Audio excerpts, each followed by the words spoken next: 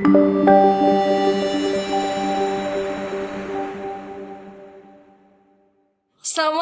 teman-teman, welcome to my video. Oke, pada kesempatan kali ini, di video ini saya akan mewawancara dua narasumber sekaligus mengenai pembahasan pendidikan kewarganegaraan. Namun sebelum itu, perkenalkan dulu ya profil dari saya. Ini dia.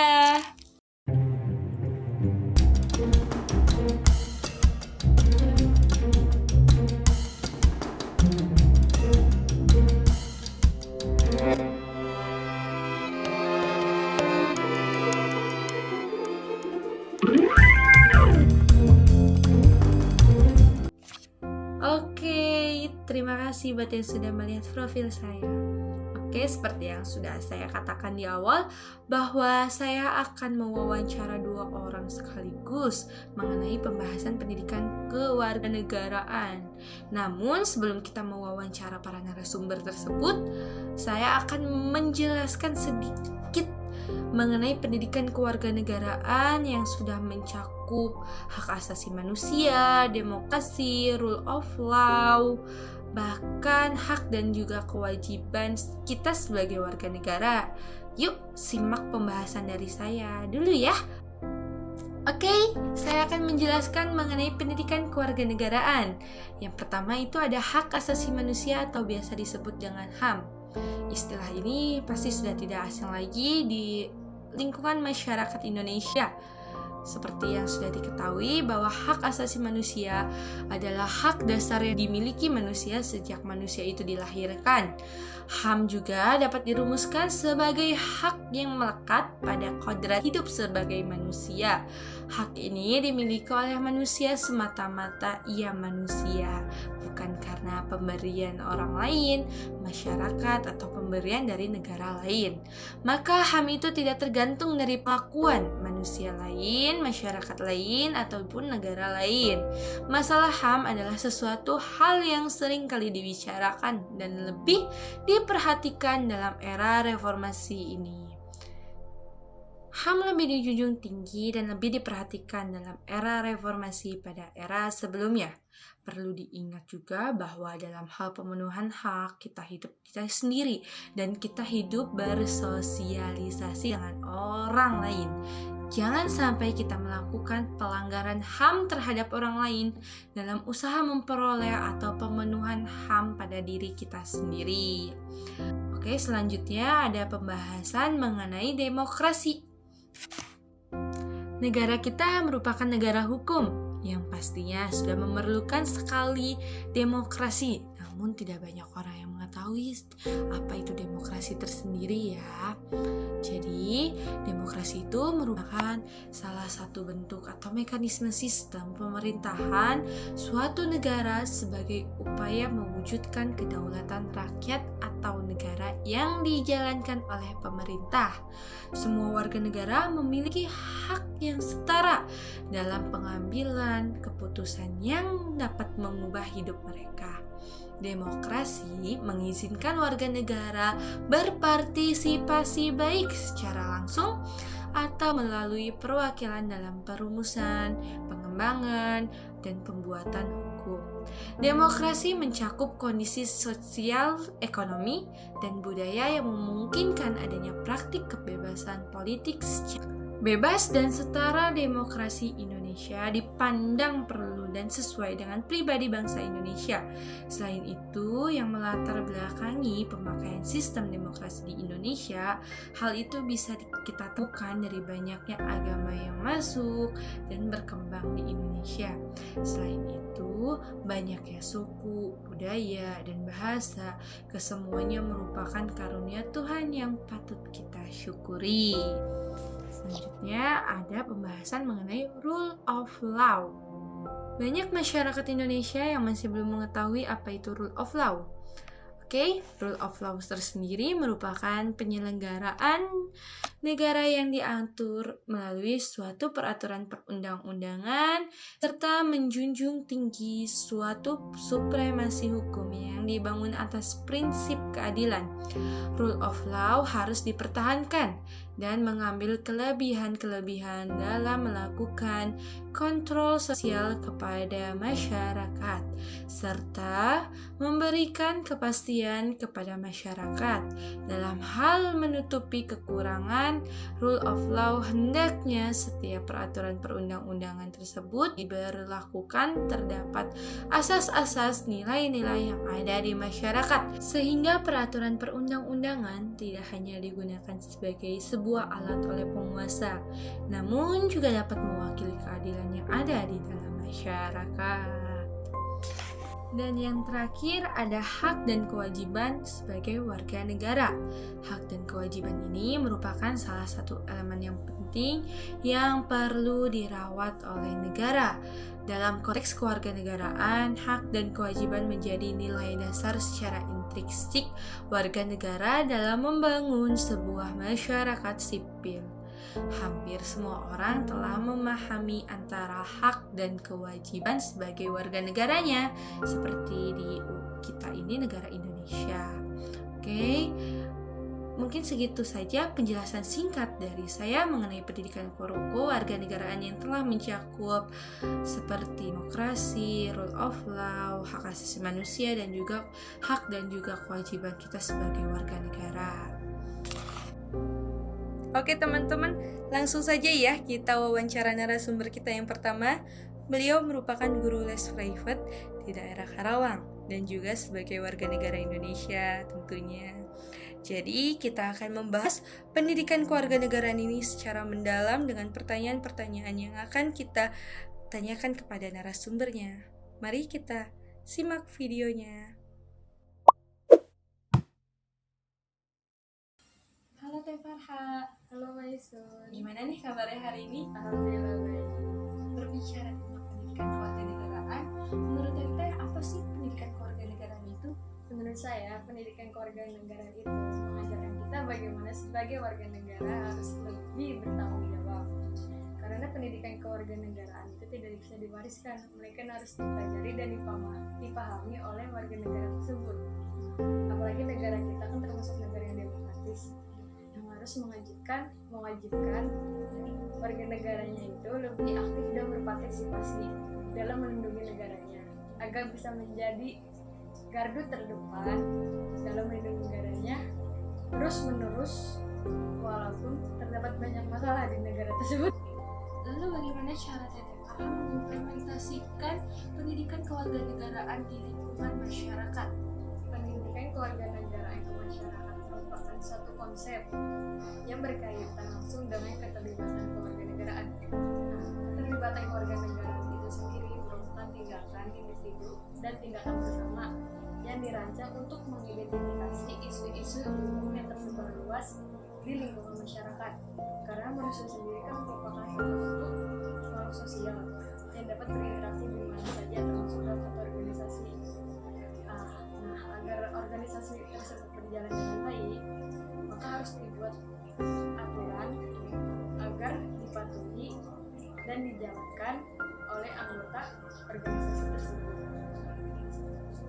Tapi mengapa pendidikan karakter bangsa yang telah diimplementasikan sejauh ini dalam pendidikan formal ternyata hasilnya belum maksimal?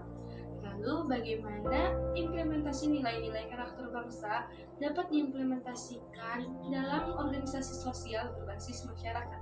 Menurut Undang-Undang Sistem Pendidikan Nasional Pasal 27 Ayat 2 Tahun 2003 dan Undang-Undang Pendidikan Tinggi Nomor 12 Tahun 2012 menjelaskan bahwa mata pelajaran tentang pendidikan Pancasila dan pendidikan kewarganegaraan merupakan mata pelajaran wajib yang dipelajari di pendidikan formal dan di perguruan tinggi. Karena hal itu merupakan kunci bahwa pendidikan Pancasila dan pendidikan kewarganegaraan bukan hanya sekedar teori, melainkan harus dipraktikkan dalam kehidupan sehari-hari, baik dalam kegiatan masyarakat, keaktifan kegiatan masyarakat, serta budaya masyarakat, agar bisa berjalan beriringan melalui organisasi sosial berbasis masyarakat. Oh, jadi itu adalah pendapat menurut pandangan Teteh mengenai pendidikan karakter dan pendidikan kewarganegaraan yang diimplementasikan kepada masyarakat ya Teh ya? Iya. Ya Teteh Farha, terima kasih atas waktu dan kesempatannya telah bergabung dengan saya mengenai pembahasan diskusi tentang pendidikan karakter dan pendidikan kewarganegaraan. Semoga lain waktu kita bisa berwawancara seperti ini lagi ya Teh. Terima kasih banyak Teh. Sama. Jadi gimana nih teman-teman? Apakah sudah paham mengenai pendidikan kewarganegaraan? Jika masih belum mengerti, mari kita simak narasumber kita yang kedua mengenai pembahasan pendidikan kewarganegaraan. Yuk kita lihat videonya. Waalaikumsalam. Gimana kabarnya? Alhamdulillah baik. Tapi gimana kabarnya? Alhamdulillah. Saya mau sedikit bertanya kepada Ibu mengenai pendidikan kewarganegaraan. Bagaimana menurut kalian itu pendidikan kewarganegaraan? Oke, kalau menurut saya tentang pendidikan kewarganegaraan itu kita telah dulu dari dua kata tersebut ya, biar supaya ada kaitannya kan. Untuk pendidikan sendiri itu berarti kita pendidikan itu harus mengetahui, mengenal, ya, membentuk. Nah, sedangkan kewarganegaraan itu terkait dengan hak asasi, kemudian politik juga ada, kemudian tentang karakter.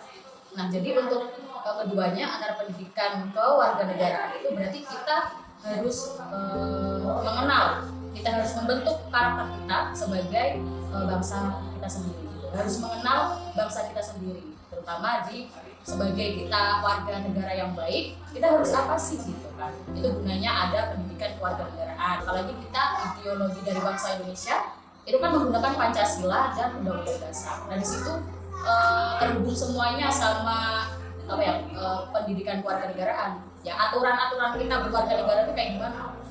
Kita harus lihat Pancasila dulu karena ideologi bangsa itu terletak di Pancasila. Dari sila pertama sampai sila kelima, kemudian Undang-Undang Dasar 45, itu semuanya ada di situ semua. Sebagai guru anak usia dini, apakah Ibu sudah menerapkan kegiatan belajar mengajar pendidikan kewarganegaraan kepada anak usia dini? Oke, karena saya sebagai pendidik dari anak-anak usia dini, untuk mengimplementasikan tentang pendidikan kewarganegaraan kepada anak usia dini sebenarnya sudah kita lakukan di kebiasaan. Sudah kita lakukan di kebiasaan kita sebelum belajar inti atau kompetensi intinya ya. Jadi kebiasaan tersebut kita kenalkan. Untuk anak usia dini kan kita menggunakan bahasa yang sangat berbeda ya.